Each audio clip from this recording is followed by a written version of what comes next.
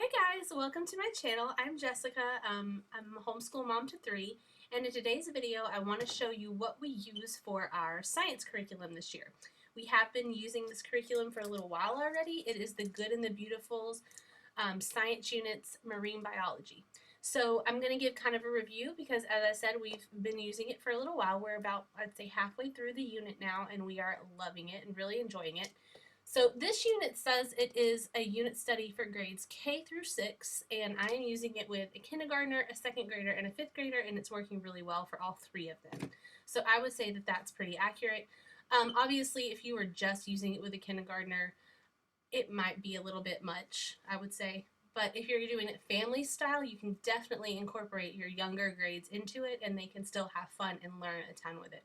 So when you get the curriculum, it's going to come in just, pieces of paper, okay? Like a stack of paper. It's going to be shrink wrapped, or you can actually get the marine biology unit for free right now online if you want to print it out yourself. But I will say I opted to get them to print it and send it to me because they send like really nice, high quality pictures. It doesn't look super vivid on here, but it's just the colors are really nice. The weight of the paper is really nice. It's like a glossy. It's nice. I think it's worth the extra money just to have them print it and send it to you. Everything is great the way they do it. So getting into it, I'm just going to do a quick flip through and show you kind of what the pages look like, what's included in it, and then I'll show you some extras that I bought to go along with the curriculum. So they do give you, as part of the package, they give you lots of picture stuff. I have a lot of ours hanging up on the wall, so I don't have all of them to show. They recommend that you do a science wall. So you can either put it on a wall in your schoolroom or in your kitchen or wherever and make it kind of a science wall, or you can get one of those tri-fold poster boards and make that your science wall, and you can even keep them for each unit that you do. But they'll give you, where's it at? They will give you a list of vocabulary words for you to cut out and put on your wall as you study each vocabulary word. So that's really nice with gorgeous pictures on there. They're going to give you plenty of things to display for each lesson. And so as you do the lessons, you will build your science wall together with your students. This is another thing that we did recently about radial symmetry. So there's just lots of really cool pictures and things to go along with it. Now, I bought something for the experiments, and it's not just experiments. A lot of science that we have done before, even if it was hands-on, it was all experiments. With the Good and the Beautiful science units, there are experiments, but there's also just like activities that you can do. So I bought this kit right here, and I will link the website down below. I'm trying to remember what it is off the top of my head now. Is it on here? Yes, Toolboxes for Teaching. They are affiliated with the Good and the Beautiful, and they make kits that go directly with all of their science units. So this is the marine biology one. It has everything in it that you're going to need to complete every activity and experiment in here. Now the only things it doesn't include, it tells you on the box, are things like blue food coloring, kitchen utensils like glasses and dishes, a timer, like a large plastic storage bin or a cooler, dirt, rocks, pebbles, but it comes with all kinds of stuff. One of the things that it came with was part of like the first few lessons were just like actual dried starfish, sand dollars, different shells.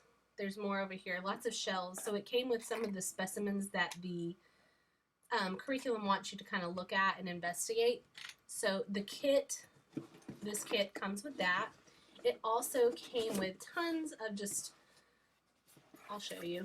This is what is inside. There's all kinds of stuff in here. There was pebbles and rocks that we used for one of our first experiments where we had to take flour and sand and food coloring, and we made this awesome like ocean kind of replica and talked about the different zones of the ocean. That was really fun. The kids loved that.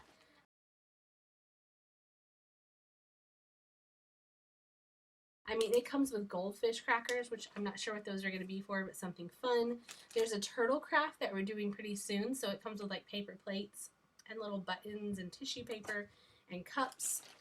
It comes with a thermometer. Some of the stuff we've already used, some we haven't, but it's just really comprehensive kit.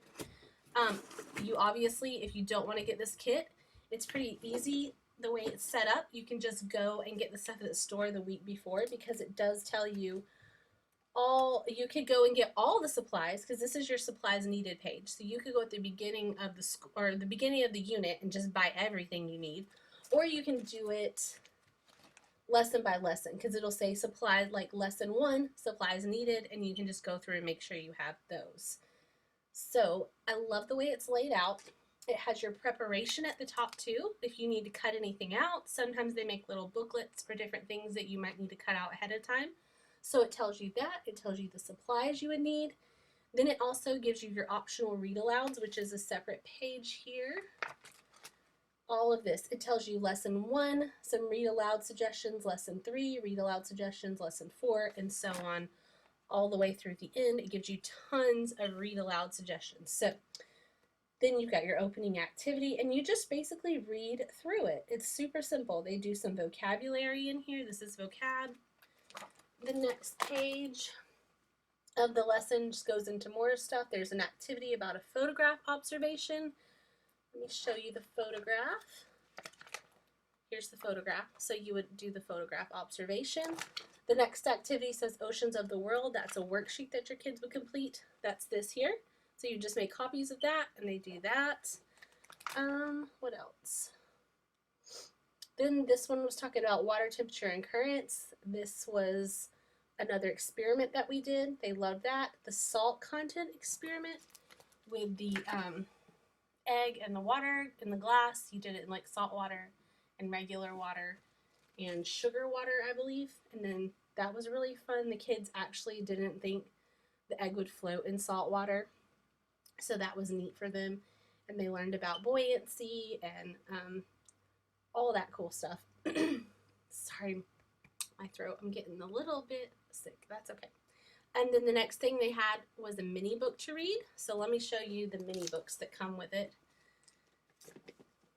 These, again, are just going to be on a piece of paper. There'll be 2 per page. I cut them and made them into books. I just laminated it. I was only going to laminate the covers, but I ended up laminating the pages so that it would be front and back. So there wouldn't be like blank pages. But it comes with the ocean pelagic zones, the story of the coral reef, and these are full color books if you have them print it and send it to you, or if you print it in color, obviously. But they're really nice little mini books that come with the lesson. And then it has marine reptiles, crustaceans, and I think there's one more, but it's not in here. Maybe that's it. I thought there was 5. Anyways, it either comes with 4 or 5. One may be around here somewhere. I keep all of my marine biology stuff in this little bin, and so the kids sometimes get it out and take it to their room or something. So they may have one of those, but those are the mini books. And then the unit. I don't know how long it would take you to go through this. You could do a lesson per day, or what we're doing is we're doing science twice a week, and so we're stretching each lesson out to 2 days. So we're basically doing a lesson a week, and there are 14 lessons, I believe, in this one. Or maybe 13. 13 lessons. So if we stayed to that schedule, it would take us 13 weeks to get through this.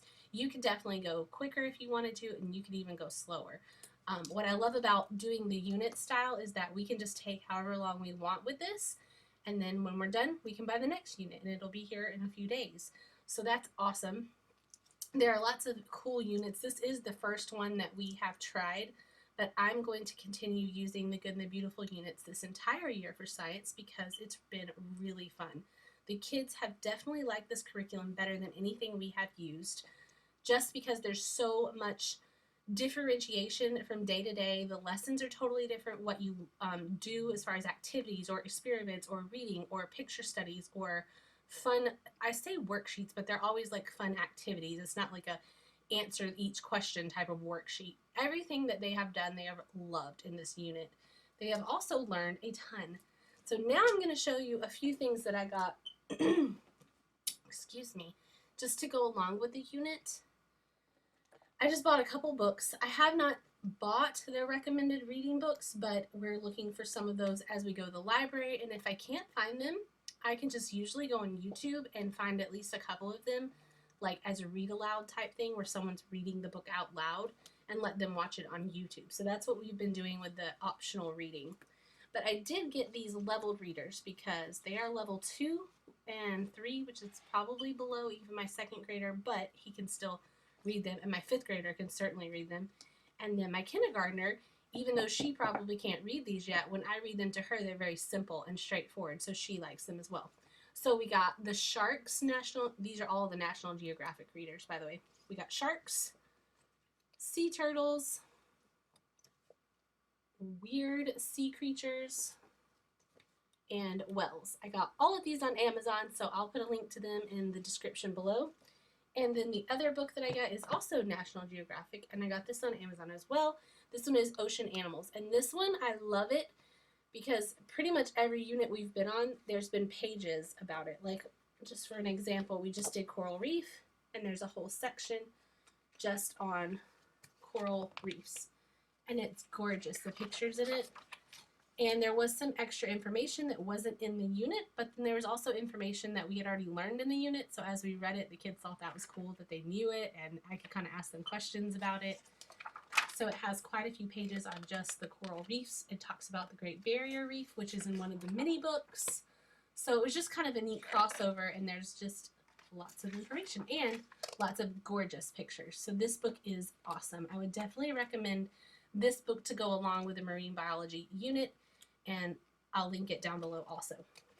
The other thing that I bought, and this is like kind of silly, but the kids like it. It hasn't really, we haven't really used it too much for like educational purposes, I guess, but it's just fun.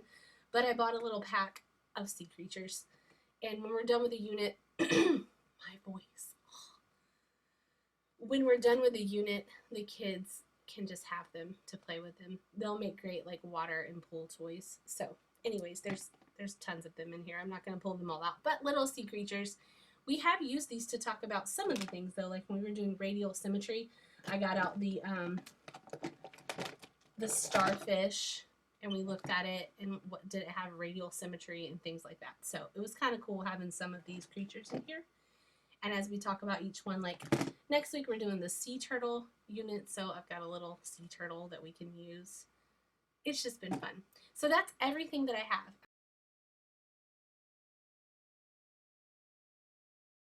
I had the few little books, and then the critters, and then my favorite add-on, of course, is the box from Toolboxes for Teaching. I love that because for me, I know myself and I know my limits, and whenever we have had science experiments to do, if I have the materials ready to go, I will do them. If I have to plan ahead and go to the store the week before or whatever, I will not do them. So if I didn't get the Toolboxes for Teaching, the best method for me would probably be get the entire list of everything we need and put it in a bin before we started the unit. That's pretty much the only way I personally would do the experiments and stuff. But that is the Good and the Beautiful Marine Biology Unit Study, and that is what we are using for science this year, and I would definitely recommend this to anyone with elementary grade students. Let me know if you have any questions about this unit. If you have used the Good and the Beautiful, what were your favorite science units? Because we will be done with this soon, and I would love to kind of move on to something else, but I'm not sure which one yet. So let me know, and thanks for watching. I'll see you guys in the next video. Bye.